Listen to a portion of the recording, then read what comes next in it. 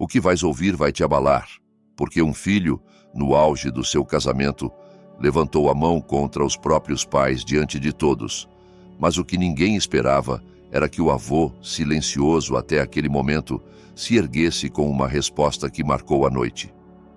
Esta história vai te deixar com o coração na mão. Se alguma vez viste a injustiça prevalecer, não te mexas. Precisas ouvir isto. Que alegria ter-te aqui. Conta-me de onde estás a nos acompanhar agora.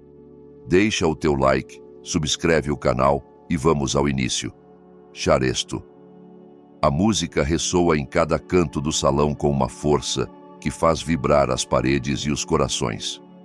O murmúrio dos convidados transforma-se numa onda de aplausos que parece não ter fim. As palmas encontram-se umas às outras, com um ritmo que acompanha os violinos e trompetes que enchem o ar, com uma valsa solene e alegre. E nesse instante todos os olhares se voltam para a entrada principal do espaço, porque as portas se abrem com majestade.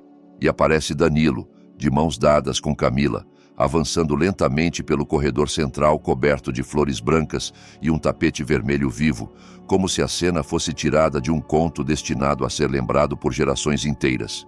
Danilo caminha erguido, com o queixo levantado e os ombros tensos, projetando um ar de segurança que impressiona os mais jovens e provoca sussurros entre os mais velhos, enquanto Camila, radiante no seu coração, com um vestido de renda brilhante que reflete as luzes do teto como pequenas estrelas, sorri com uma mistura de triunfo e delicadeza, como se o mundo inteiro lhe pertencesse naquele exato segundo. Cada passo que dão está sincronizado com o murmúrio da multidão que lança pétalas de rosas, cravos e jasmins, criando uma chuva colorida que desce sobre eles como bênção e espetáculo ao mesmo tempo. E o ar enche-se de um perfume inebriante que mistura as flores com o champanhe recém-servido nas mesas. Um aroma que penetra e parece anunciar que aquela noite ficará marcada na memória de todos. Os convidados erguem os braços para garantir que as pétalas cheguem até o casal. Alguns riem emocionados, outros têm lágrimas nos olhos, e há quem não consiga evitar comentar em voz baixa sobre a beleza da noiva ou o porte do noivo. E tudo isso forma um murmúrio constante que se mistura com a música, como se o salão inteiro respirasse num mesmo ritmo, como se cada coração batesse com a expectativa do que viria. Na mesa de honra, situada bem em frente ao altar improvisado onde mais tarde será feito o brinde, estão sentados o Sr. Antônio e a Dona Rosa, os pais de Danilo, vestidos com uma elegância sóbria que reflete anos de sacrifício e trabalho árduo. Ele, com um fato preto que lhe fica um pouco largo, mas que usa com dignidade, com o olhar fixo no filho, como se quisesse guardá-lo para sempre naquele instante de glória, e ela, com um vestido azul escuro que contrasta com os olhos cansados, mas brilhantes de orgulho, segurando um lenço na mão, enquanto lágrimas silenciosas lhe correm pelo rosto, porque para ela, aquele momento não é apenas o casamento do filho, mas a culminação de tantos anos de vigílias, de tantas noites de febre na infância, de tantos sacrifícios invisíveis que agora parecem encontrar eco no aplauso de todos. O Sr. Antônio coloca suavemente a mão sobre a de Rosa e ela responde com um olhar que diz tudo, um gesto silencioso que revela a cumplicidade de quem construiu uma vida com esforço partilhado e que hoje vê o filho desfilar rumo a um futuro que já não lhes pertence por completo. Ela murmura, com a voz entrecortada pela emoção, que nunca imaginou vê-lo assim tão feliz. E ele responde dizendo que, por momentos, ainda sente que é aquele menino que corria pelo quintal com os joelhos esfolados e o sorriso transborda, e ambos se calam porque as palavras não bastam para conter o que sentem, preferindo deixar que as lágrimas falem por eles, enquanto observam como o aplauso cresce e cresce, como uma onda imparável que envolve Danilo e Camila. O brilho das lâmpadas de cristal ilumina cada detalhe, desde os vestidos resplandecentes das damas de honor até o veludo das cortinas, e sob esse resplendor, a figura dos noivos parece quase irreal, como se fossem protagonistas de uma cena preparada para um público ansioso por emoções. No entanto, por trás de cada sorriso, esconde-se também a tensão invisível de uma história familiar complexa. Porque, embora ninguém suspeite naquele instante, a felicidade que parece fluir como vinho nas taças está prestes a transformar-se numa tempestade que deixará cicatrizes em todos os presentes. Danilo caminha com firmeza, mas nos seus olhos há um brilho que poucos conseguem perceber, uma sombra de impaciência, de orgulho desmedido, que contrasta com a doçura forçada do seu sorriso público. Camila aperta-lhe o braço com força, como se quisesse lembrá-lo de que aquela noite é deles, que nada pode ofuscá-los, e o seu gesto revela não só amor, mas também posse, um desejo feroz de controlar cada olhar e cada palavra dirigida a ela. Os mais velhos entre os convidados trocam olhares. Alguns recordam com nostalgia os casamentos de outros tempos, em que a simplicidade e a humildade reinavam acima de tudo, e murmuram que nos olhos daquele casal se nota um fogo diferente. Um fogo que não sabem se trará bênção ou desgraça, mas preferem calar-se porque o som dos aplausos continua a crescer, e ninguém quer manchar o que parece ser um momento perfeito. A orquestra eleva ainda mais o volume da sua melodia, os violinos acariciam o ar, os tambores marcam um compasso solene e vibrante, e cada convidado se levanta para receber os noivos como se fossem reis entrando no seu palácio, e no meio desse acolhimento, os pais de Danilo agarram-se à ideia de que tudo o que viveram valeu a pena, que cada lágrima e cada esforço teve um sentido, e acreditam nisso com a ingenuidade de pais que ainda não conhecem o fio cruel das palavras e dos atos que se aproximam. Enquanto isso, o senhor, Ernesto, o avô, observa em silêncio de uma mesa lateral, com o seu cajado apoiado junto à cadeira e os olhos velhos fixos na cena, com uma mistura de ternura e desconfiança.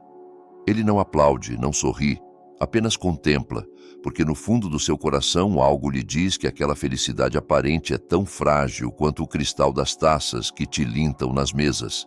E embora ninguém preste atenção ao seu silêncio, esse silêncio será o que, no final, marcará o rumo de toda a noite. Dona Rosa levanta-se devagar com uma taça na mão, enquanto a orquestra sustenta uma nota longa que vibra nas lâmpadas e faz os cristais tremeluzirem como pirilampos presos, e nesse gesto simples concentra-se o tremor de todo o seu corpo, não um tremor de fraqueza, mas de emoção contida que lhe sobe do peito até a garganta. Ainda assim, os seus olhos brilham com um orgulho sereno que não precisa de palavras para explicar que, naquela noite, a vida inteira parece encontrar um ponto de luz.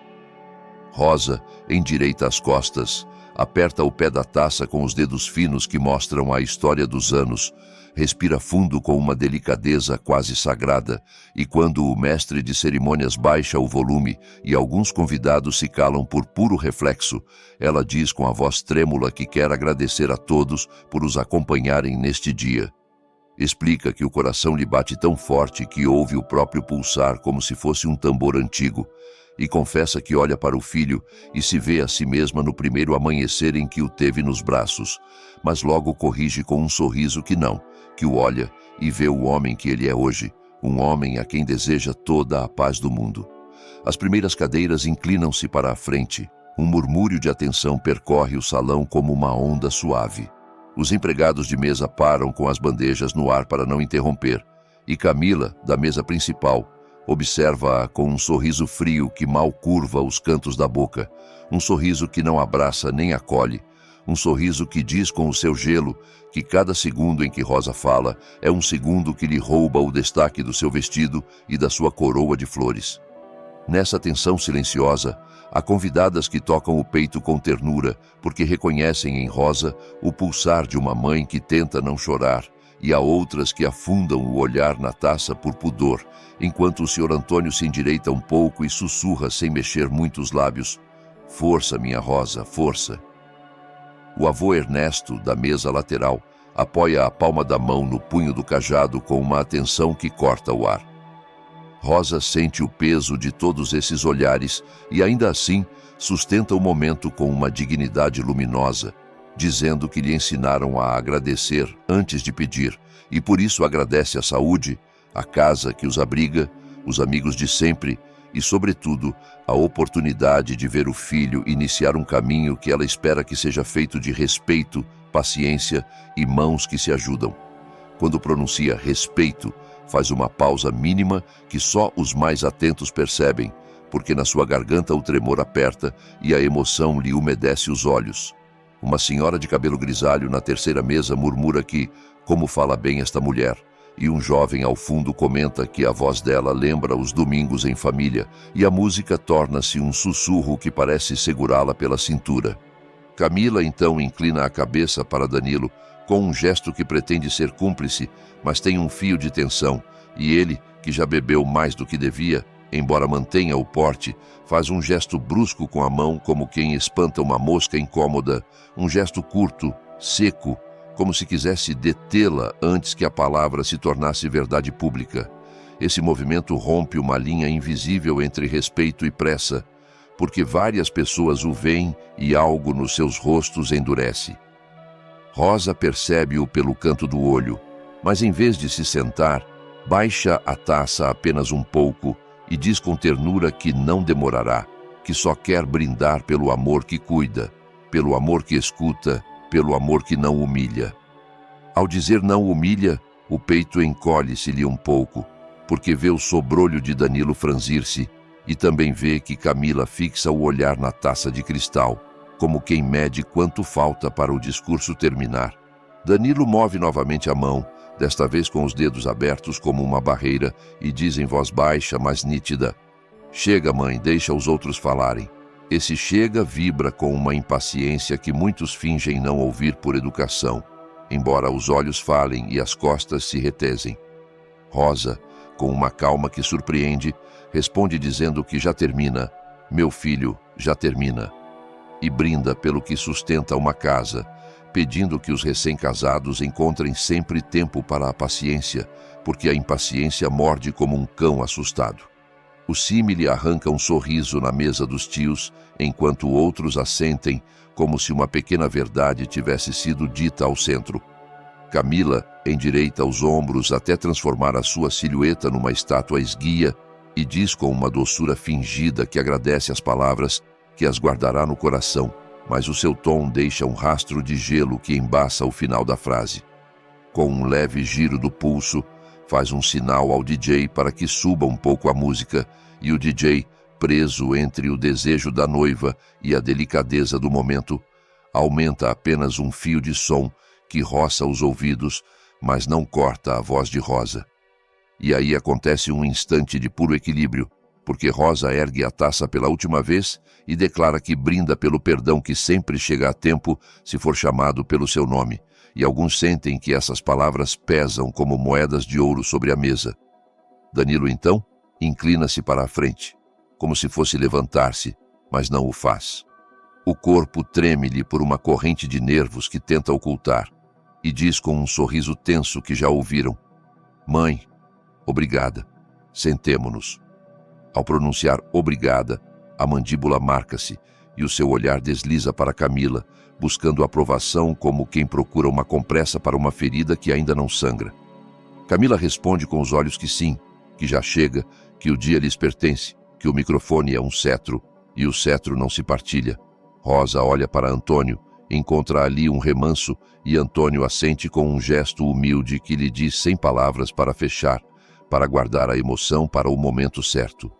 Mas Rosa está de pé, já não por impulso, mas por decisão, e enquanto sente os joelhos pesados e a garganta quente, decide oferecer uma última linha que não fere, dizendo que o amor é uma mesa onde todos comem se houver mãos generosas, e pede aos presentes que acompanhem esse desejo com um gole das suas taças. E então acontece o milagre simples de muitas mãos erguerem o cristal como se respondessem a um chamamento antigo. No entanto, no centro do quadro, permanece o sorriso de Camila, sustentado como a lâmina de uma faca, e esse sorriso diz ao mundo que na sua festa não há lugar para discursos que não tragam o seu perfume. Ao mesmo tempo, os dedos de Danilo tamborilam na madeira, batem com uma impaciência que se disfarça de nervosismo, e ele acrescenta com um tom que pretende ser amável que agradece que passem ao próximo brinde, porque há um programa a cumprir. Pela primeira vez, vários convidados o olham com surpresa, porque a pressa, quando irrompe no meio de uma ternura, soa sempre como uma porta a fechar-se com força num corredor silencioso. Rosa, então, baixa a taça e parece que vai sentar-se, mas algo no seu peito se acende como um pequeno farol e diz em voz mais clara que quer mencionar o avô Ernesto, que a sua presença honra a mesa e a memória de todos. O avô ergue apenas o queixo, sem se mexer, e esse nomear muda a temperatura do ar, porque de repente não se trata apenas de um brinde maternal, mas de um gesto de tributo aos anos que sustentam a casa. Camila, que não quer que o foco se desloque, responde dizendo que agradece a presença, que é sempre bom ter os mais velhos, embora a palavra velhos saia com um brilho que pesa. Danilo retoma com um aplauso curto, que não pega nos outros, aplaude 2 vezes e olha em volta buscando quem o siga, mas apenas algumas palmas tímidas se juntam, e esse vazio de aplausos caídos desenha um desconforto entre mesa e mesa. Nesse interstício, o som das taças a chocarem transforma-se num coro de vidros que canta baixo, e Rosa, que não é alheia às correntes que se movem sob as palavras, decide cuidar do final da sua presença de pé, dizendo que deseja que os passos de Danilo e Camila sempre se lembrem do chão que os sustenta, porque quem esquece o chão tropeça na própria sombra. E até quem resiste ao sentimental sente um beliscão de verdade no estômago, talvez pelo modo como Rosa pronuncia a palavra sombra, como se tocasse algo que ainda ninguém vê. Danilo já não oculta a urgência e faz um gesto mais amplo, uma espécie de tesoura no ar, como se cortasse um fio invisível que liga a mãe ao microfone, e diz com um riso que não lhe chega aos olhos que a comida está a arrefecer, que todos querem dançar e que a noite é longa. O seu intento de leveza cai sobre o tapete com o peso de um talher mal colocado, enquanto Camila estreita os olhos e acrescenta que sim, que o melhor está por vir e que Rosa será sempre bem-vinda com palavras doces, mas que agora querem ouvir a madrinha. Essa convite forçado não parece um abraço, mas uma porta que se fecha educadamente na cara. Rosa sente o fio do gesto e ainda assim escolhe a bondade. Ergue a taça mais uma vez e diz que então seja, que dancem, que riam, que se abracem e que em cada abraço se lembrem que o amor de uma mãe não compete com nenhuma coroa. O verbo compete passa pela sala como um sussurro com espinhos, porque toca algo que nenhum sorriso frio pode domar, e várias mulheres do público inclinam a cabeça com respeito. Alguns homens coçam a testa sem saber por quê, e os empregados de mesa, que já viram muitas festas e muitos silêncios, olham-se entre si como quem reconhece o nó antes do trovão. Danilo senta-se finalmente, mas o joelho não para de tremer, e Camila aproxima a mão do braço dele como quem doma um potro, dizendo com voz de açúcar espesso que não se preocupe, que tudo vai conforme o planejado. Ele assente sem realmente ouvir, porque o nome do avô Ernesto ainda vibra no ar, como se a sala soubesse que há uma peça de xadrez imóvel esperando a sua vez. Rosa, que percebe esse destino pulsando atrás das luzes, termina o seu gole, deixa a taça sobre a toalha com uma carícia que diz obrigada e perdão ao mesmo tempo, e senta-se com as costas direitas e o lenço dobrado sobre o joelho, enquanto o som da orquestra sobe um pouco e as conversas tentam recuperar a leveza. Mas já não é a mesma música, nem a mesma leveza, porque com um gesto brusco e um sorriso frio, abriu-se uma fenda delicada por onde entrará, mais cedo ou mais tarde, o vento que mudará a noite. Rosa ergue a taça com o tremor de quem carrega demasiado peso nos braços, e ainda assim sorri, e quando diz com a voz entrecortada que brinda pela felicidade do meu filho e da mulher que ele escolheu, o seu tom ressoa com um eco que se crava nas paredes como um canto que não busca protagonismo, mas verdade. E enquanto as suas palavras viajam pelo salão, os convidados contêm a respiração, como se temessem que qualquer som interrompesse um momento que deveria ser sagrado. No entanto, Danilo, que sente a garganta apertada e o coração acelerado por um desconforto que não sabe nomear, não suporta mais a exposição e, num ímpeto de impaciência, afasta a mão da mãe com um movimento brusco e violento. Um gesto que não parece de filho, mas de um estranho, e a taça escorrega dos dedos de Rosa como uma gota de cristal condenada a cair. Gira no ar por um segundo que se estica como uma eternidade e estilhaça-se contra o chão com um estrondo que soa mais alto que a música, mais duro que os aplausos que calam de imediato. Esse estilhaço não quebra apenas o cristal, mas também o frágil equilíbrio da celebração.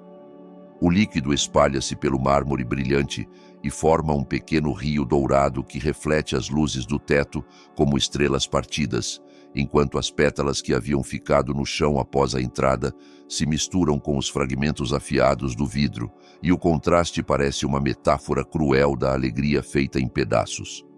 O silêncio que se instala depois é tão desconfortável que até a orquestra para. Os violinos ficam congelados a meio de uma nota, e os convidados olham-se uns aos outros com rostos tensos, como se ninguém soubesse se devia aplaudir, consolar ou simplesmente fingir que não viu o ocorrido. Nesse vazio, cada olhar torna-se uma faca. Uns olhos cravam-se em Danilo com reprovação, outros em Camila, buscando uma reação que não chega, e outros em Rosa, que ainda sustenta o pulso no ar, como se a taça ainda lá estivesse, incapaz de aceitar que a perdeu. Danilo sente o peso do seu gesto e por um instante parece arrependido. Mas, em vez de suavizar a cena, endireita-se com o rosto endurecido e diz que já chega, mãe, que não é momento para dramatismos, e a sua voz soa mais alta do que deveria, o suficiente para que as mesas mais afastadas a ouçam. Nesse instante, o salão inteiro percebe que o que devia ser um dia de união se transforma num espetáculo de tensão. Rosa tenta recuperar a dignidade, baixa lentamente a mão e responde com um fio de voz que não pretendia drama, que só queria abençoar a alegria do filho, mas o tom treme-lhe e a emoção quebra-lhe a última palavra. Alguns convidados desviam o olhar por pudor, como se presenciar aquela cena fosse uma intromissão num sofrimento demasiado íntimo. Camila, sentada com as costas direitas e o sorriso gélido, observa tudo sem intervir. O seu olhar crava-se nos restos da taça, como se naquele destroço houvesse uma vitória silenciosa, e quando finalmente vira o rosto para os convidados, diz que não é nada, que essas coisas acontecem no meio da emoção, mas diz isso com uma calma fingida que, em vez de acalmar, provoca um murmúrio desconfortável entre as mesas, porque todos entendem que não se trata de um simples acidente, mas de uma rejeição pública. O Sr. Antônio, o pai de Danilo, aperta os lábios com força e leva a mão ao bigode para disfarçar a raiva contida, e os seus olhos procuram o filho como quem quer dizer-lhe que pare com aquilo, mas não encontra resposta, porque Danilo limita-se a virar o rosto para a pista de dança como se nada tivesse acontecido. O avô Ernesto, que permanecera em silêncio toda a noite, inclina-se para a frente com o cajado apoiado na mesa e solta um suspiro que alguns ouvem claramente. Um suspiro que não precisa de palavras para expressar desaprovação, e esse gesto pequeno ressoa mais forte que qualquer discurso, porque todos sabem que Ernesto não fala em vão. Rosa pega na toalha do regaço e agacha-se lentamente para tentar limpar o vinho derramado, mas as mãos tremem-lhe tanto que mal consegue tocar o chão. Uma sobrinha corre em seu auxílio, mas Rosa afasta-a suavemente, dizendo que está bem, que não se preocupem, e nesse "está bem" há uma fenda de tristeza que se crava em quem a ouve, porque se nota que o diz para não se desfazer diante de todos, não porque realmente esteja bem. O silêncio, embora interrompido por alguns cochichos, continua a pesar como uma laje, e alguém na mesa do fundo sussurra que nunca vira algo assim num casamento, e outra pessoa responde que é uma vergonha. Esse eco corre como uma corrente subterrânea enquanto os empregados de mesa se apressam a recolher os fragmentos com toalhas e bandejas, mas cada movimento deles faz soar os cristais contra o metal, e o tilintar lembra, uma e outra vez, a humilhação de Rosa. Danilo recosta-se na cadeira com um gesto altivo, como se quisesse mostrar que não o afeta, mas por dentro as têmporas pulsam com fúria, E quando um primo lhe pergunta em voz baixa se está bem, ele responde com um tom seco que não é nada, que as pessoas exageram, embora nos seus olhos se adivinhe que sim, que algo se partiu além do cristal. Rosa, ao recompor-se, senta-se devagar, com a taça já inexistente, coloca as mãos no regaço e mantém o olhar fixo num ponto da toalha para não cruzar com os olhares. E nesse silêncio forçado, a sua respiração torna-se audível para quem está perto, como se cada inspiração fosse um esforço desmedido. O Sr. Antônio finalmente toma a palavra e tenta salvar a situação, dizendo que todos sabemos que nas festas há sempre acidentes, que o importante é continuar a celebrar. Mas a sua voz não consegue arrancar aplausos nem risos, apenas um assentimento tímido aqui e ali, porque a tensão já se instalou como um hóspede indesejado, que ninguém sabe como expulsar. Os convidados sentem que o que deveria ser uma noite de alegria começa a transformar-se num campo minado de emoções reprimidas. Camila volta a intervir, desta vez dizendo que agradece a compreensão de todos e que o melhor é continuar com a música, fazendo um sinal ao DJ para que reinicie a canção. Quando as notas voltam a encher o ar, falo sem força, como se até os instrumentos tivessem ficado feridos pelo ocorrido. Algumas pessoas tentam retomar a conversa, mas o murmúrio não tem brilho, e cada vez que alguém menciona o acidente, baixa a voz até o sussurro, como se pronunciá-lo em voz alta pudesse reabrir a ferida. No meio de tudo, Rosa acaricia a borda vazia da toalha com os dedos, como se desenhasse ali a taça perdida, enquanto nos seus olhos brilha uma mistura de orgulho ferido e dor calada que muitos notam, mas poucos ousam enfrentar. O recuerdo daquele estilhaço continua a vibrar em cada canto do salão, e embora Danilo tente convencer-se de que foi apenas um erro de percepção, a verdade é que o seu gesto marcou um antes e um depois na noite, porque a taça partida não é apenas cristal. É um símbolo de algo mais profundo que se racha diante de todos. E por muito que Camila tente encobri-lo com sorrisos e frases medidas, o público já sentiu a ferroada da humilhação, e essa ferroada não se esquece com facilidade. Rosa, ainda com o tremor nas mãos e o olhar úmido, tenta reunir coragem suficiente para se dirigir ao filho com uma voz suave, como fazia quando ele era pequeno e se zangava por caprichos passageiros, e diz-lhe que não quer estragar-lhe o casamento, que só deseja vê-lo feliz, que deixe as coisas fluírem porque esta noite deveria ser de amor e não de tensões. As suas palavras, carregadas de ternura e de uma calma que ela finge sustentar, apesar de sentir o coração descompassado, ressoam no meio do murmúrio dos convidados como um bálsamo que tenta disfarçar a ferida aberta minutos antes. No entanto, Danilo, com o rosto vermelho e as têmporas pulsando de raiva contida, não percebe a doçura nem a intenção da mãe, apenas sente que essas frases o expõem ainda mais diante de todos, como se o infantilizassem, como se o despojassem da autoridade que quer mostrar perante Camila e os presentes. Num arroubo que ninguém ousa prever, levanta a mão e empurra-a com brusquidão para trás. Um movimento seco e violento que arranca gritos abafados entre as mesas e faz várias pessoas levantarem-se como se a realidade se tivesse torcido num instante, porque nunca imaginaram que um filho pudesse levantar a mão contra a mulher que lhe deu a vida, e muito menos em público, no seu próprio casamento. O corpo de Rosa cambaleia como um ramo frágil sacudido pelo vento.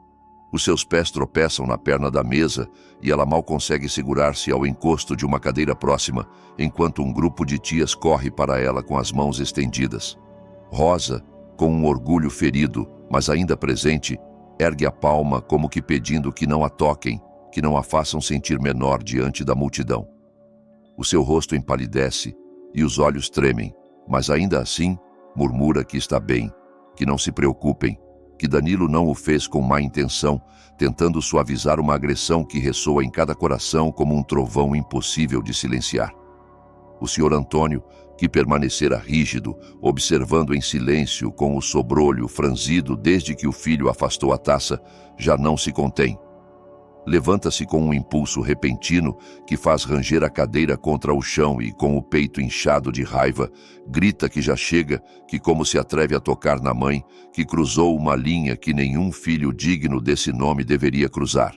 Os olhos de Antônio brilham com um fogo que mistura dor e fúria, e enquanto se aproxima do filho, a sala inteira contém a respiração, alguns esperando um abraço que ponha fim ao horror, outros temendo um desfecho ainda mais sombrio.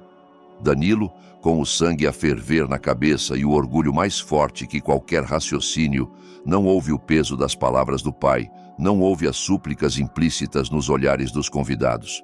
O único que sente é a humilhação de ser desafiado diante de todos, e quando o senhor Antônio estende a mão para segurar-lhe o braço e detê-lo, Danilo responde empurrando-o com a mesma violência com que afastou Rosa, como se todo o amor e respeito de anos se reduzissem a um gesto brutal. O impacto surpreende a todos, até o próprio Danilo, porque ver o seu pai, um homem firme, forte e respeitado, cair de costas contra o chão com um golpe seco é uma imagem que gela o sangue nas veias dos presentes. Um murmúrio de horror percorre a sala, enquanto várias mulheres levam as mãos à boca para abafar os gritos. O senhor Antônio fica estendido no chão, atordoado, com os olhos abertos, mas sem conseguir levantar-se de imediato, e esse instante em que o patriarca jaz derrubado é tão impactante que até a música para de repente, como se até os altifalantes se recusassem a acompanhar tal cena. Rosa lança-se para ele com o coração despedaçado, toma-lhe o rosto e suplica-lhe que se levante, que não dê esse gosto à humilhação. Antônio, com um fio de voz rouco, responde que está bem, que apenas perdeu o equilíbrio, embora todos saibam que o diz para disfarçar a dor, e que as suas palavras são uma tentativa desesperada de sustentar a dignidade no meio do desastre. O senhor Ernesto, o avô, bate com o cajado no chão, produzindo um som seco que atravessa o salão inteiro, e com voz firme diz que isto não pode continuar, que o que acaba de acontecer é uma vergonha que marcará a família por gerações se não for detido naquele mesmo instante. A sua mirada, dura como aço, crava-se em Danilo, que pela primeira vez baixa os olhos por um segundo, embora logo os volte a erguer com o mesmo desafio que o consome. O ambiente no salão torna-se insuportável. Alguns convidados murmuram que é melhor ir embora, outros que não se pode abandonar a família num momento tão sombrio, mas a tensão sente-se em cada canto, em cada respiração, como um nó na garganta de todos. Camila, que até aquele momento mantivera o silêncio com o rosto impassível, levanta-se devagar, coloca uma mão no ombro de Danilo e diz-lhe em voz baixa que chega, que não estrague mais a noite, que o que está a fazer não faz sentido. Embora as suas palavras sejam suaves, o tom tem um fio que revela mais desprezo que preocupação, e Danilo sente-o, percebe-o como um veneno que se crava no seu orgulho e, em vez de se acalmar, endurece ainda mais, com a mandíbula tensa e os punhos cerrados. Enquanto isso, Rosa continua a acariciar o rosto de Antônio, suplicando-lhe que não se mexa demasiado, e ele insiste que está bem, que não permitirá que um empurrão o derrube de verdade, mas nos seus olhos brilha a humilhação de saber-se abatido pelo próprio filho, o mesmo que outrora ensinou a andar, segurando-lhe a mão para que não caísse. A cena é tão forte que algumas crianças começam a chorar sem entenderem completamente o que se passa, mas sentindo que algo terrível quebrou a harmonia da celebração. As mães apressam-se a levá-las para fora do salão, para que não presenciem mais violência, enquanto os homens da família trocam olhares carregados de raiva e perplexidade, como se perguntassem se devem intervir fisicamente para deter Danilo, ou se isso só agravaria as coisas. O ar torna-se espesso, quase irrespirável, e cada segundo parece um abismo que separa o que o casamento deveria ser do que realmente se está a tornar. Um recuerdo manchado pela agressão, pela traição pública de um filho aos seus pais, um ato que deixa todos com a pele arrepiada e o coração batendo com raiva, impotência e tristeza. Ninguém naquele salão será capaz de esquecer esse instante, porque não se tratou apenas de um empurrão, Foi a destruição da linha invisível que protege o amor e o respeito dentro de uma família, e essa ruptura ficou exposta diante de todos como uma ferida aberta no meio de uma festa que já nunca mais será uma festa. Camila observava tudo com um brilho estranho nos olhos, uma centelha que não era de surpresa nem de preocupação, mas de um prazer oculto que se refletia na curva quase imperceptível dos seus lábios, como se o que estava a acontecer não a envergonhasse, mas, pelo contrário, lhe proporcionasse uma satisfação íntima e secreta. Enquanto Rosa tentava recompor a dignidade de Antônio no chão e Danilo respirava com violência, Camila soltou um riso suave, quase um murmúrio, mas suficientemente claro para que os mais próximos da mesa principal o ouvissem e se arrepiassem, porque no meio de um silêncio carregado de tensão, aquele riso soava como uma adaga afiada que rasgava qualquer esperança de calma. Os convidados mais próximos viraram-se para ela, procurando no seu rosto algum sinal de empatia ou vergonha, mas o que encontraram foi um lampejo de soberba que os deixou ainda mais desconcertados, como se ela tivesse esperado a vida inteira por esse colapso familiar e agora, no meio do banquete, o celebrasse em silêncio. Os murmúrios cresceram entre as mesas e, aos poucos, as mãos dos presentes começaram a cobrir as bocas num gesto instintivo de incredulidade e escândalo, como se tapar os lábios fosse a única maneira de conter os gritos abafados que todos queriam soltar. Uma senhora mais velha sussurrou à vizinha que nunca vira nada assim em toda a sua vida, e o homem ao lado murmurou que era uma vergonha imperdoável, que Danilo desonrara os pais diante de todos e que isso nunca se apagaria. A mulher respondeu que pior ainda era ver a própria esposa do noivo a desfrutar do espetáculo em vez de o deter, porque isso dizia muito sobre o que se podia esperar daquele casamento. Os olhares de espanto cruzavam-se de mesa em mesa como correntes elétricas, e em cada canto do salão respirava-se um ar denso, impossível de ignorar, como se as próprias paredes se tivessem impregnado da violência ocorrida e agora devolvessem aos presentes a crueza do que testemunharam. O ambiente mudou tão brutalmente que alguns, incapazes de resistir ao impulso, tiraram os telemóveis do bolso ou da bolsa e começaram a gravar em silêncio, escondendo o aparelho entre as mãos ou colocando-o ligeiramente acima da mesa, como se temessem ser descobertos, mas ao mesmo tempo não conseguissem resistir a capturar a cena para provar que não era um pesadelo coletivo, mas uma realidade de carne e osso. Ouviam-se os cliques súbitos das câmaras, o piscar das luzes vermelhas e os lampejos dos flashes que se acendiam e apagavam na penumbra do salão, iluminando brevemente os rostos desencajados dos convidados. Uma jovem sussurrou à amiga que aquilo estaria em todas as redes sociais antes do fim da noite e que o casamento, que deveria ser lembrado pela união de duas famílias, seria recordado pela violência do filho contra os pais. A amiga respondeu que não era só isso, mas que Camila ficaria marcada como a noiva que riu enquanto a família do marido se desmoronava diante de todos. Enquanto os telemóveis capturavam cada segundo, o ambiente festivo, que minutos antes estava cheio de música, aplausos e brindes, desintegrava-se como um castelo de areia arrasado por uma onda repentina. No seu lugar, ficava um nó de tensão que apertava os peitos dos presentes com uma força insuportável. O salão, decorado com flores brancas e luzes quentes que antes pareciam brilhar com alegria, agora adquiria um ar lúgubre, como se a própria decoração se tivesse transformado numa cenografia cruel para um drama familiar impossível de esquecer. O aroma do vinho derramado no chão, misturado com o das flores murchas pelo calor, tornava-se sufocante, e as risas que antes se ouviam transformaram-se em sussurros quebrados, em comentários carregados de espanto e medo.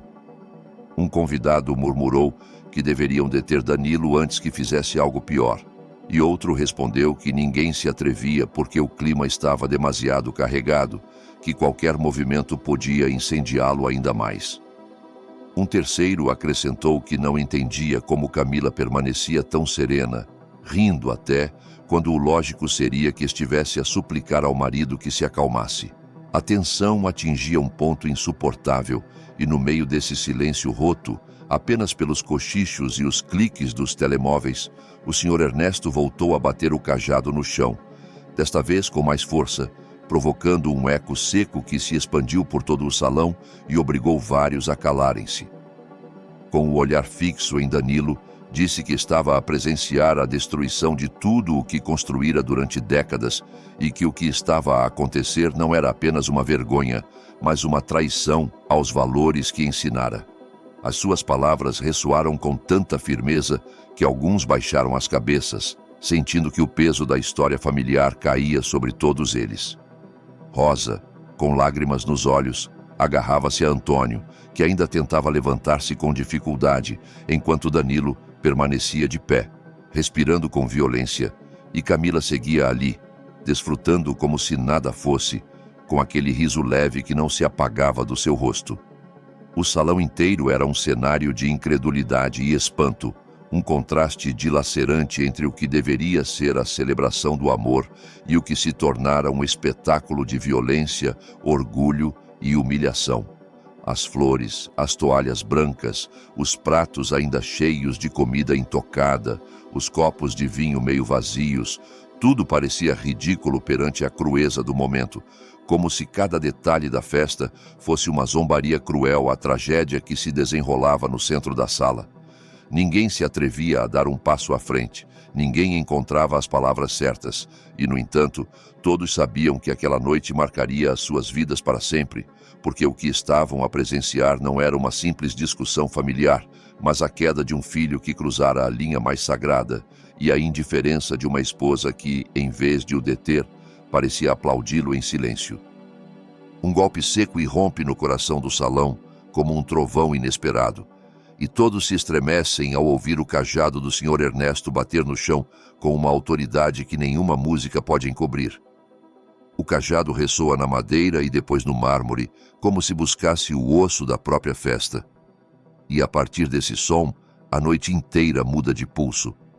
Os telemóveis deixam de piscar, os murmúrios quebram-se a meio da frase, as mãos que cobrem as bocas descolam-se e ficam imóveis, e um mesmo reflexo percorre os presentes, porque todos viram surpreendidos para o ancião, primeiro com a dúvida se realmente ouviram o que pensam ter ouvido, e depois com a certeza de que aquilo não é um simples golpe, mas um chamamento à consciência, uma campainha que convoca o respeito perdido. O Sr. Ernesto está de pé, um pouco inclinado pela idade, mas erguido por uma dignidade que ninguém lhe discute. O seu fato escuro parece impecável e gasto pelos anos honestos, a gravata perfeitamente alinhada, como se cada fibra obedecesse a um código silencioso, e os seus olhos, esses olhos que viram amanheceres de trabalho e noites de dor, cravam-se no centro do salão com uma mirada dura, limpa, sem tremor, uma mirada que não precisa de gritar para dizer que ali se cruzou uma fronteira e que a partir desse instante ninguém seguirá como se nada fosse. A sua mão direita apoia-se no punho do cajado e a esquerda ergue-se apenas para pedir passagem, e embora os seus passos sejam lentos, avançam com uma firmeza que separa o mar de convidados, porque as pessoas se abrem ao seu passo com a reverência antiga que só se concede a quem carrega nos ombros a memória da família. O avô percorre o tapete de pétalas com o ritmo medido de quem conta os batimentos. Cada passo uma decisão, cada batida uma sentença que ainda não pronuncia, mas que já se anuncia no ar pesado do salão. A música cai num fio pela mão trêmula do DJ, que não sabe se obedece à noiva ou ao silêncio que o velho impõe. Ernesto não olha para o músico, não olha para as flores nem para o bolo altíssimo que agora parece absurdo. Olha para Danilo com uma fixidez que corta como uma faca e obriga-o a sustentar-lhe o olhar, e nesse cruzamento de olhos o rumor da festa apaga-se por completo, porque há olhares que são mais eloquentes que um coro inteiro, e este, o do avô, traz consigo o peso de anos de trabalho, de mãos que cuidam, de palavras que não se vendem. Camila deixa escapar um gesto de fastídio mal disfarçado. Gostaria de ordenar que a música subisse, que os empregados avançassem, que a festa continuasse para resgatar o guião de um casamento transformado em desastre. Mas descobre que ninguém quer ser cúmplice desse guião agora, porque a presença de Ernesto impõe um protocolo mais forte. mais antigo que qualquer contrato com a orquestra, e esse protocolo chama-se respeito. Ernesto para junto ao senhor. Antônio, que ainda tenta levantar-se, e inclina-se o suficiente para tocar-lhe o ombro com a ponta dos dedos, um contato breve que significa levanta-te devagar, eu estou aqui. Sem desviar o olhar do neto, pronuncia num tom que não precisa de volume: baixa essa soberba, rapaz, e escuta, mesmo que a soberba não te deixe. A frase não atravessa o salão como um grito, chega a cada canto como um fio de água fria, e os presentes sentem que algo se recoloca no eixo do mundo, como se, após tanto sobressalto, os móveis voltassem ao seu lugar. Danilo tenta sustentar o gesto altivo, mas a mandíbula prende-se-lhe e escapa-lhe um piscar nervoso. Responde dizendo que não é o momento para sermões, que o casamento deve continuar, que todos estão a exagerar, mas a sua própria voz soa estranha, como se não lhe pertencesse, e apaga-se mal sai da boca, porque ninguém a recolhe nem a valida. Rosa, com os olhos vermelhos e o cabelo desalinhado pela queda e pelo susto, olha para Ernesto com a gratidão silenciosa de quem encontra a tempo a mão que evita o abismo e diz que por favor não torne isto maior. Pai, eu te suplico. Ernesto vira apenas o rosto para ela, respondendo que ninguém torna nada maior, que o grande já aconteceu e tem nome, e que quando a dor se apresenta com cara de filho, não se responde com silêncio, responde-se com verdade. As suas palavras, firmes como uma âncora, pairam e assentam nos peitos dos convidados como um peso justo. O avô recomeça a sua marcha com passos lentos, mas implacáveis, toca mais uma vez o cajado no chão, e esse segundo golpe sente-se como o fecho de uma porta, não da festa, mas do desordem. Ao chegar diante de Danilo, planta-se a uma distância que permite ver o leve tremor nas narinas do rapaz, e o brilho tenso do suor na sua testa, e sem elevar o queixo, diz que aqui ninguém levanta a mão contra a mãe, nem contra o pai, sem que o tempo o registre com tinta que não se apaga. Vários convidados sentem que o ar lhes volta ao corpo, porque finalmente alguém nomeia o inominável. Camila tenta intervir, dá um passo à frente e diz que, por favor, ninguém dramatize, que todos estão sensíveis, que o casamento tem o seu próprio ritmo. Ernesto olha-a com a paciência dura de um tronco centenário e responde que o único ritmo que importa agora é o do coração de uma mãe ferida e o da vergonha que um filho deve aprender a sentir. Essa resposta deixa-a pregada ao lugar, com o orgulho ardendo-lhe nas maçãs do rosto. O DJ desliga o último fio de música, os violinistas baixam os arcos, os empregados param o vai-vem das bandejas e pela primeira vez em toda a noite o salão escuta-se a si mesmo. Ouve-se o zumbido das luzes, o resfolegar de quem contém o choro, o gotejar lento do vinho que ainda escorre das toalhas para o chão, e no meio desse mapa de sons mínimos, Ernesto respira fundo e todos se ajeitam como se esperassem a leitura de uma sentença. Mas ele ainda não a pronuncia, porque a sua aparição não é um castigo rápido, é um pedestal para a verdade. Danilo revolve-se por dentro, lança um olhar de súplica a Camila como quem busca uma boia, e ela responde dizendo que não tolerará que ninguém humilhe o seu marido no próprio casamento, que todos estão convidados para celebrar e não para julgar. Mas a sua voz quebra-se na última sílaba, e esse quebrar, mais que convidar à obediência, expõe a fragilidade do seu controlo. Vários dos que antes a seguiam com o olhar, agora baixam os olhos, como se desviam de uma luz crua demais. O Sr. Antônio consegue levantar-se com a ajuda de 2 primos e fica imóvel, não por fraqueza, mas por respeito à cena que se desenrola, e diz: "Escuto, pai, eu escuto." E a sua voz traz uma obediência que comove muitos, porque raras vezes um filho já com cabelos brancos se permite dizer ao pai que escuta com a humildade completa de quem reconhece o seu lugar. Ernesto assente apenas, volta a tocar o cajado 1 ou 2 vezes, já não com violência, mas com ritmo, e cada batida marca como um metrônomo a atenção dos presentes. Quando decide falar, falo com calma, embora as suas palavras ainda não sejam o discurso que desatará o giro da noite, mas as linhas necessárias para pôr a casa em silêncio, e diz que ninguém moverá uma cadeira até que a dignidade volte a entrar por aquela porta, e que quem considerar que é melhor ir-se embora, pode fazê-lo sem olhar para trás, mas quem ficar saberá exatamente por que fica. Ao terminar, ouve-se o leve ranger de uma cadeira ao fundo, e depois nada, porque ninguém se vai. Um menino solta um soluço, e a mãe acaricia-lhe o cabelo para o acalmar, e esse pequeno som humano, terno e frágil, lembra a todos o que está em jogo. Não um menu nem uma dança, mas uma lição que os mais jovens levarão tatuada sem saber. Essa consciência aquieta a sala, como se um manto de recolhimento descesse do teto até ao tapete, e as pétalas, os copos, os talheres, tudo fica envolto nesse mesmo clima de espera. Danilo abre a boca, parece que vai dizer que estão a exagerar, que tudo se resolverá amanhã, mas o peso dos olhos do avô sobre ele afunda-lhe as palavras na garganta, e nesse silêncio forçado começa a ouvir a própria respiração. E ali, onde antes havia soberba, agora desponta um medo infantil que ele se esforça por esmagar, cerrando os punhos, e o seu esforço para parecer dono do momento trai-o ainda mais, porque os ombros rígidos e a comissura tensa falam por ele com uma sinceridade cruel. Rosa, sentada, mas viva, leva a mão ao peito e sussurra: "Obrigada, pai. Obrigada por estares aqui." E Ernesto não responde com a voz, mas com uma inclinação de cabeça que a acolhe. Depois, vira o rosto para o círculo de convidados e olha-os um a um, não para os humilhar nem para lhes pedir nada, mas para lhes lembrar que também são testemunhas e, portanto, responsáveis pelo que se tolerar naquela sala. Nesse repasse de rostos, muitos baixam o olhar por respeito e outros sustentam-no para dizer, sem falar, que estão presentes.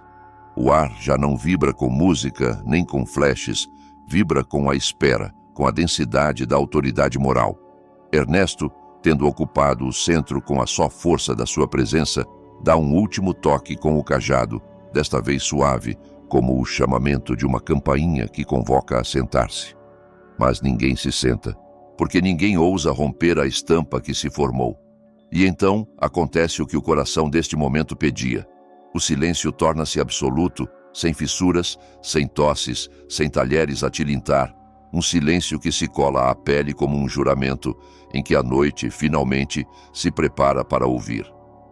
Ernesto detém-se no meio do salão com a calma tensa de quem sabe que cada gesto seu se multiplica na memória dos presentes.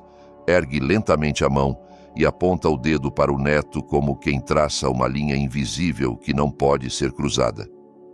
Esse simples movimento tem a força de um julgamento inapelável, porque todos entendem que o ancião não aponta para um rapaz qualquer, mas para a raiz da ofensa, para o homem que, em vez de honrar os pais na noite do seu casamento, escolheu humilhá-los. O dedo treme ligeiramente, não por dúvida, mas pela idade, e cada tremor parece acentuar a gravidade do momento. Então, com a voz rouca carregada de anos e de verdade, diz que bater nos pais no próprio casamento é a maior das desonras. És uma vergonha. A frase atravessa o ar como uma faca, deixa um silêncio ainda mais profundo que o anterior, e cala na pele de cada convidado como um lembrete de tudo o que se quebrou, porque não é só a dor física de Rosa, nem a queda do Sr. Antônio, é a fratura do que se supunha sagrado. As palavras do avô ressoam com tal peso que alguns baixam a cabeça sem querer, como se fossem eles os repreendidos. Danilo abre a boca para replicar, procura na garganta o eco da sua arrogância, mas ao tentar descobre que não resta nada, que a voz se lhe apagou como uma vela mal extinta. Quis dizer que era um mal-entendido, que estavam a exagerar, que não quisera fazê-lo, mas a língua cola-se-lhe ao paladar, o ar escapa-lhe sem som, e o único que consegue é um movimento torpe dos lábios que, mais que justificá-lo, o ridiculariza. Essa impotência expõe-no diante de todos, porque naquele instante o homem altivo que até há pouco empurrava sem pudor se revela como uma criança desarmada perante a mirada inquebrantável do avô. Ernesto observa-o em silêncio por mais alguns segundos, respira fundo e, com um gesto lento e solene, tira do bolso do casaco um envelope amarelado, grosso, selado com cera, e ergue-o bem alto, para que todos o vejam. Esse objeto, tão simples na aparência, transforma-se de imediato num símbolo carregado de mistério, um testemunho mudo que contém algo capaz de pesar mais que todas as palavras ditas até então. Os convidados inclinam-se para a frente com os olhos muito abertos, como se quisessem ler através do papel, como se naquele envelope estivesse escrito o destino da família. O silêncio, já absoluto, torna-se agora expectante, porque todos compreendem que aquele gesto não é improvisado, que o avô veio preparado, que aquele envelope tem um propósito e que a sua abertura, ou mesmo a sua mera exibição, está prestes a marcar um antes e um depois naquele casamento transformado em tempestade. Ernesto não o abre ainda, sustenta-o no ar como quem segura uma tocha e diz que dentro deste envelope se guarda o que foi calado por anos e que hoje, diante de quem foi chamado para celebrar a união, ele decidirá se a verdade deve vir à luz. Ao ouvir essas palavras, um murmúrio abafado percorre as mesas. Alguém deixa cair uma taça que se estilhaça no chão e ninguém se move para a apanhar, porque o ruído dos cristais é apenas um eco perante o peso do que se insinua. Danilo empalidece ainda mais, engole em seco tentando recuperar a voz, e mal consegue balbuciar. Avô? Não, por favor, isto não é necessário. Mas a sua súplica sem som é apenas percebida como um movimento inútil dos lábios, e nessa fragilidade fica exposto aos olhos de todos, preso na rede do seu próprio silêncio. Rosa olha-o com lágrimas que já não são só de dor, mas de desconcerto, porque intui que naquele envelope pode haver uma verdade que ela desconhece. O senhor Antônio, com o rosto endurecido pela humilhação recente, aperta os punhos sem ousar perguntar nada, como se temesse que, ao fazê-lo, o segredo se libertasse antes do tempo. Camila, por outro lado, mostra um lampejo de nervosismo nos olhos, uma sombra que se esconde rápido, mas não o suficiente para que alguns não a notem, e essa sombra basta para acender suspeitas em várias miradas. Ernesto mantém o envelope erguido por mais um momento, deixando que o seu peso invisível se crave em cada um, e finalmente baixa a mão devagar, como se depositasse no centro do salão uma carta de destino que ninguém pode tocar. Diz com voz serena, mas inflexível, que a dignidade não se negocia, que o que hoje se partiu não se conserta com brindes nem com fotografias, que há feridas que só se fecham com verdade. Ao dizer isso, o seu dedo volta a apontar para Danilo, como se a vergonha não fosse só dele, mas também a chave desse segredo contido no envelope.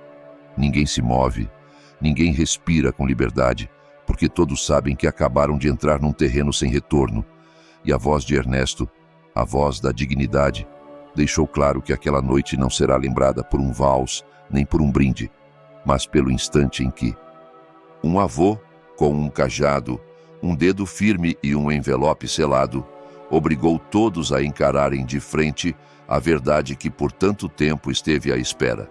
Ernesto segura o envelope como se fosse uma lâmpada acesa no meio de um túnel e respira fundo antes de deixar a sua voz cair no centro do salão com uma clareza que corta a atmosfera espessa. Diz que a casa, as poupanças, os pequenos terrenos que ao longo dos anos foram comprados com trabalho e disciplina, tudo isso já não é teu, rapaz. O enunciado, tão simples e tão devastador, atravessa as mesas como uma rajada de ar frio que apaga de uma vez a última brasa do bulício, porque não há música nem murmúrio capaz de competir com a contundência de uma renúncia pública. Alguns conseguem ver como os seus dedos, enrugados mas firmes, sustentam o envelope selado enquanto explica com calma que não fala em futuro nem em promessas, mas em presente, e que o que anuncia não é um castigo a ser pensado mais tarde, mas um ato consumado, assinado perante notário e registrado com hora e data no lugar correspondente. O documento que repousa dentro daquele envelope é apenas a cópia que quis trazer para que ninguém diga que se exagera, e acrescenta com uma serenidade que fere que Rosa e Antônio conservarão por lei o direito de viver na casa até o último dia das suas vidas, que ninguém os tirará da sua cozinha, das suas fotografias, do seu quintal, porque uma velhice tranquila também se escreve com papéis. Todo o patrimônio familiar ficará nas mãos de uma instituição que cuida dos idosos feridos pelos seus e que, assim, se chama a única herança legítima quando o respeito se quebra diante de testemunhas. Camila abre os olhos com uma incredulidade que lhe apaga a cor dos lábios. A coluna torna-se-lhe de vidro e por um instante esquece o que fazer com as mãos. Tenta ajeitar a alça do vestido com um gesto aprendido para a câmara, mas o gesto não encontra a câmara que o sustente e fica no ar como uma borboleta morta. Depois vira o rosto para Danilo, procurando no marido algum ancoradouro para a negação, e quando não o encontra, volta o olhar para o velho e diz com uma voz que se esforça por soar firme que isso não pode ser legal, que qualquer advogado saberá derrubar um papel assinado a quente, que há direitos de sangue que nenhuma assinatura apaga. Mas a sua frase cai-lhe aos pés, porque Ernesto responde que o sangue se honra, não se usa como chave para abrir cofres, e que para evitar discursos vazios, ele e o seu notário trabalharam com calma, sem um grama de pressa, e que não precisam convencer ninguém, porque a inscrição já está feita. A escritura já não leva o nome de Danilo, e quem duvidar pode comprová-lo na segunda-feira quando amanhecer, ou até agora, se quiserem ligar para o registro onde a mudança está assentada. Os convidados murmuram como se uma onda se levantasse do fundo para a pista, e não é um murmúrio trivial, mas um rumor que nasce do desconcerto profundo, do peso moral do que ouvem. Em muitas mesas, há mãos que tapam o rosto de espanto, dedos que roçam a testa como se quisessem segurá-la para não desabar.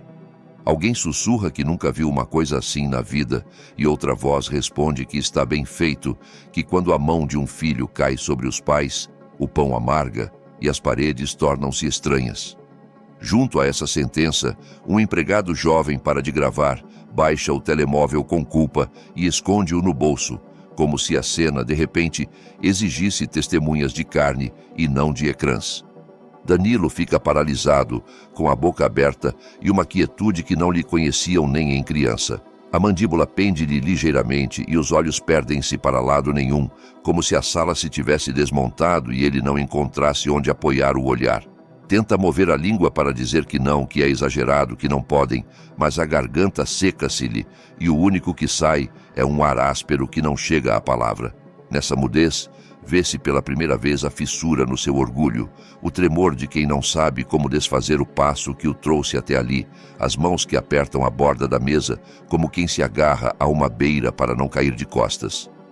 Ernesto não o humilha com gritos nem com gestos teatrais. Apenas volta a erguer o envelope, coloca-o com cuidado sobre a toalha, como se depositasse uma pedra de rio, e esclarece que o que foi feito não nasce do rancor, mas da responsabilidade.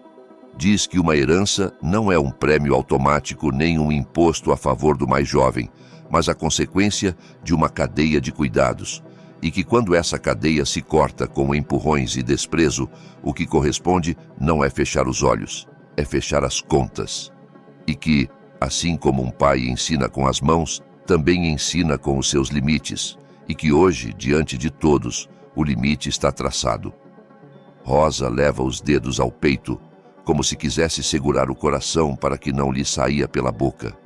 Nos seus olhos misturam-se a vergonha pelo embaraço e o alívio pela defesa que não esperava.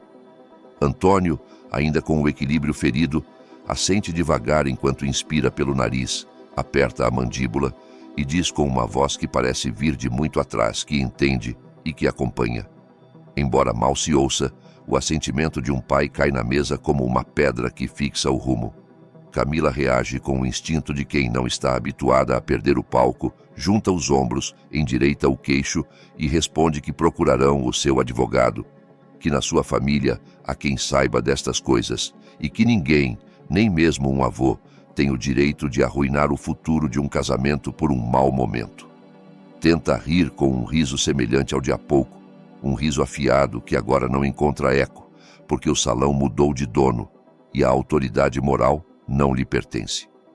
Alguns convidados que antes lhe aplaudiam a audácia baixam o olhar com um pudor novo, outros mal ousam olhá-la de soslaio enquanto tapam o rosto com o guardanapo, como se o tecido branco pudesse absorver o desconforto.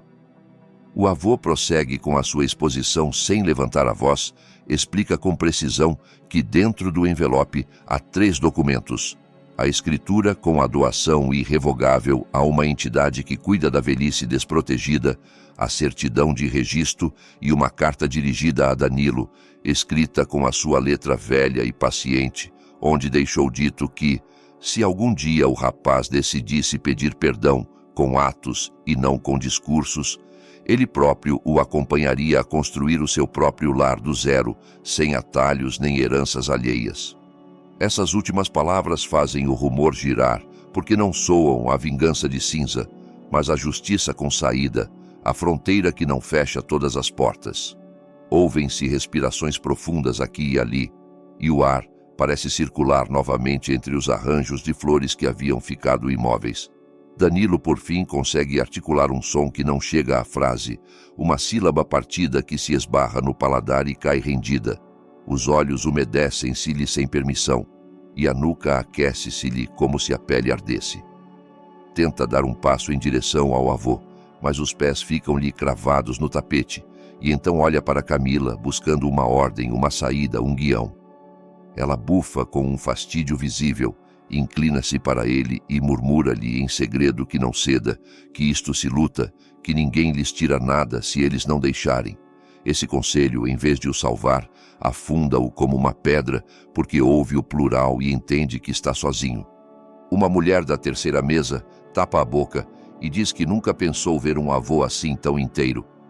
Um homem ao fundo persigna-se rapidamente, como se temesse que Deus estivesse a ver e quisesse assegurar o seu lugar.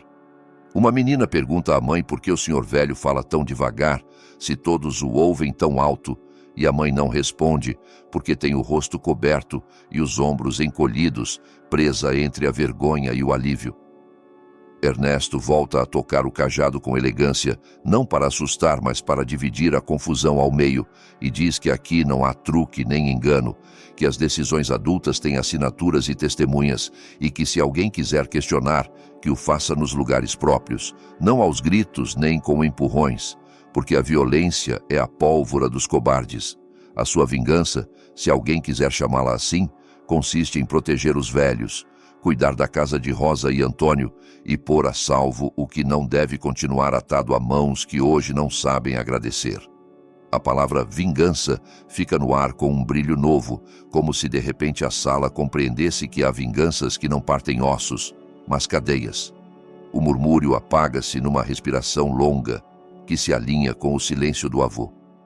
Camila recompõe-se como pode, aperta o anel com os dedos e solta um comentário cortante, dizendo que, mesmo que assinem 1000 papéis, as pessoas sempre saberão quem manda nesta família.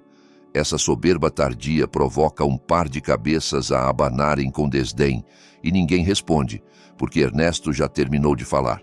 E quando um homem termina de falar com a serenidade dos que não pedem licença, as réplicas tornam-se moscas à volta de uma pedra. Danilo segue paralisado, agora com a boca entreaberta num gesto que é metade espanto, metade dor. Respira e o ar não lhe entra, engole saliva e ela não desce. O suor escorre-lhe pela têmpora e o nó da gravata aperta-o como uma coleira. Olha para a mãe, que não o olha a ele, mas para o chão. Olha para o pai, que o olha sem ódio, mas sem ponte. Olha para o avô, que segura o envelope como quem segura um espelho, e vê-se pela primeira vez, sem o verniz do fato, sem a música ao ombro, sem os aplausos prontos, e entende com um pânico mudo que a noite finalmente pertence a quem a conquistou, não a quem a comprou. O salão inteiro respira como se despertasse de um sobressalto longo. Os telemóveis ficam imóveis sobre as toalhas. As flores voltam a ser flores. Os talheres, talheres. E, no entanto, nada é igual, porque a arquitetura invisível da festa mudou de lugar. Agora o centro não é a pista, nem o bolo, nem a foto perfeita. O centro é um ancião com um cajado, uma mãe com a mão no peito, um pai com o queixo firme e um filho imóvel com a boca aberta. E em torno dessa cruz silenciosa, ordenam-se os olhares, os gestos e as decisões que virão, porque a vingança inesperada já não é um golpe nem um escândalo. É uma lição que acaba de encontrar a sua forma. Ernesto sustenta a respiração por alguns segundos, com as costas direitas e o cajado apoiado na madeira, como se cada fibra do seu corpo estivesse desenhada para resistir à tempestade que ele próprio decidiu desencadear. Quando abre a boca, falo com um tom que não admite réplica, dizendo que os bens passam para uma fundação para idosos esquecidos, e cada palavra cai no ar como um selo de ferro que marca a pele de todos os presentes. A clareza da sua sentença rompe de uma vez o último fio de dúvida que ainda pairava sobre as cabeças, porque até então havia quem pensasse que talvez o velho estivesse a exagerar, que talvez fosse um ímpeto momentâneo, uma rabugice própria da idade. Mas a seriedade com que enuncia a decisão arrasa com toda a ilusão de resgate e deixa o salão gelado, um silêncio que se crava nas paredes, na música parada e nos corações que sentem que estão a presenciar, não uma discussão familiar, mas um julgamento público com consequências irreversíveis. Danilo, como um animal acorralado que sente o chão desabar sob os pés, explode num grito desesperado que quebra a calma tensa. Ruge que não podes fazer isso, e a sua voz, carregada de medo e raiva, ressoa nos tetos e faz vibrar as taças sobre as mesas. Mas, em vez de se impor, o seu grito revela a fenda da sua impotência, a incapacidade de sustentar com argumentos o que tenta defender com volume. Nos seus olhos úmidos misturam-se a fúria com a súplica, como se dentro dele convivessem a criança que teme perder tudo e o homem que não sabe reconhecer os seus erros. O avô não se abala, olha-o diretamente com a calma que só conhecem os que viveram guerras internas maiores que qualquer grito e responde dizendo, já o fiz. A frase, seca, breve, contundente, atravessa o peito de Danilo como uma lança que não precisa de mais fio que a certeza. Porque não se trata de uma ameaça nem de um plano futuro. Trata-se de uma ação consumada que o deixa sem ferramentas, sem recursos, sem rede a que se agarrar, e o expõe diante de todos como um filho despojado de privilégios pela sua própria conduta.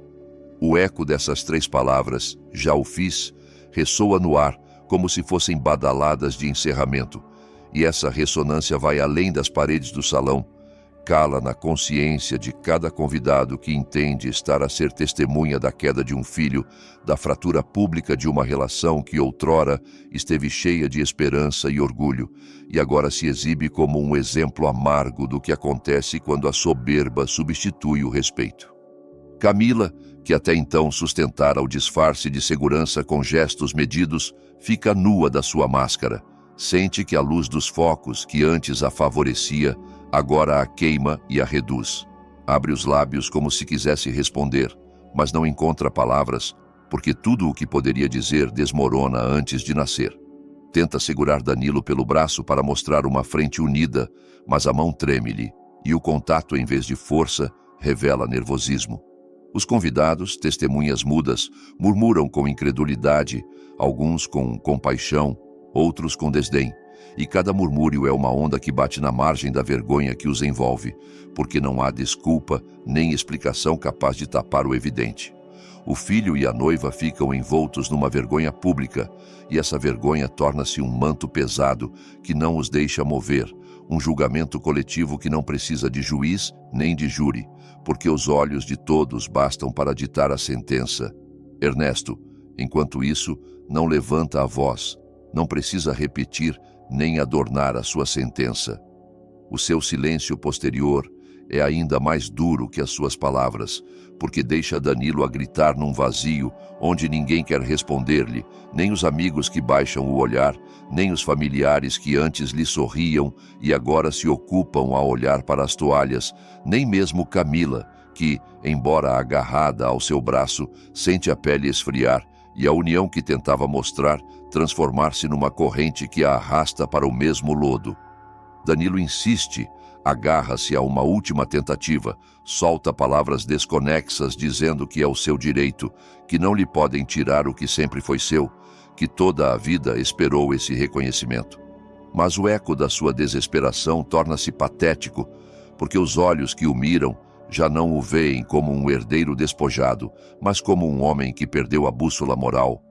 Um filho que confundiu patrimônio com carinho, e a raiva que projeta devolve-se-lhe como um espelho que reflete a sua fraqueza.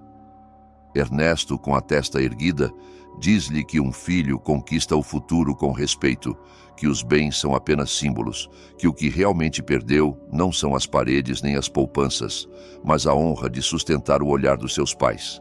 Essas palavras caem como pedras num poço profundo do qual Danilo não sabe sair, porque cada tentativa de resposta tropeça na verdade que se ergue diante dele.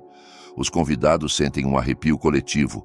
Alguns levam a mão ao peito, outros suspiram como quem descarrega um peso alheio, e a atmosfera do salão torna-se um tribunal onde o veredito já está dado.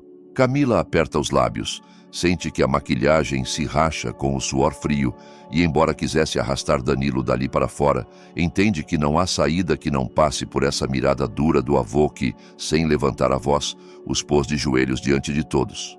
A queda do filho já não é uma metáfora, é um facto que todos presenciam em tempo real, e enquanto a música segue muda e as flores,